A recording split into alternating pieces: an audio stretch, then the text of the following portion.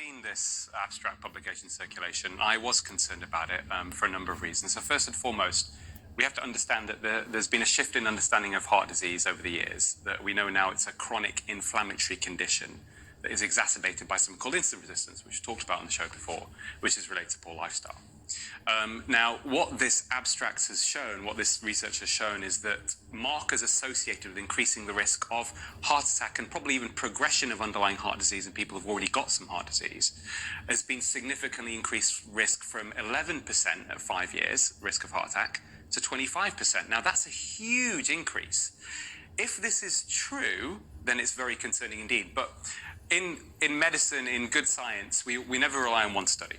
We need to replicate these findings. However, what I will share with you today on GB News is a few days ago, after this was published, somebody from a very prestigious British institution, cardiology department, researcher, a whistleblower if you like, contacted me to say that the researchers in this department had found something similar within the coronary arteries linked to the vaccine, inflammation from imaging studies around the coronary arteries.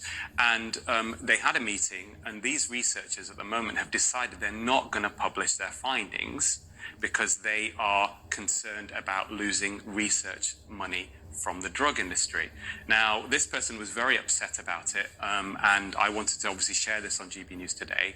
What I would say is that we then, knowing this information, which is very concerning, Stephen Gundry's paper in circulation, and also anecdotal evidence. I mean, I have a lot of interaction with the cardiology community across the UK, and anecdotally, I've been getting told by colleagues that they are seeing younger and younger people coming in with heart attacks. Now, what does this mean in terms of the data? We have to put the jigsaw for the pieces together. We know since July, there's been almost 10,000 excess non-COVID deaths. And most of those, or significant proportion of those, are being driven by circulatory disease, in other words, heart attack and stroke. There's been a 30% increase in people dying at home. And often these are because of cardiac arrests. Of course, this is also something close to my heart because my own father is one of those statistics. He had a cardiac arrest at home July the 26th. So when since this data has been collected. So where do we go from here? I think the signal is quite strong. I personally think that this needs investigating. So I think the Joint Committee of Vaccines and Immunisation should absolutely investigate this.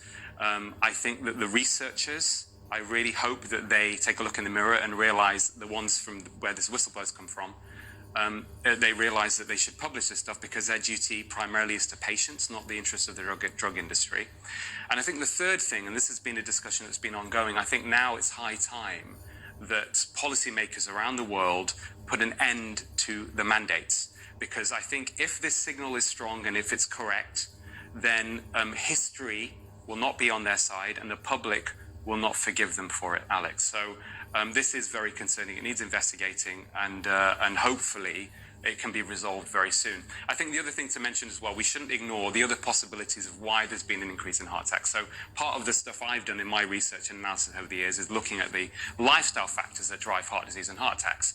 And the other things that we know have also happened, which also I'm sure are a contributing factor, is people's diets got worse in general over lockdown, and there was pandemic stress. Chronic psychological stress is a significant risk factor. So if it wasn't for this data that's come out recently, I would have attributed most of these excess deaths from heart disease to those lifestyle factors. Now the vaccine has been thrown in to the equation, we can't ignore it.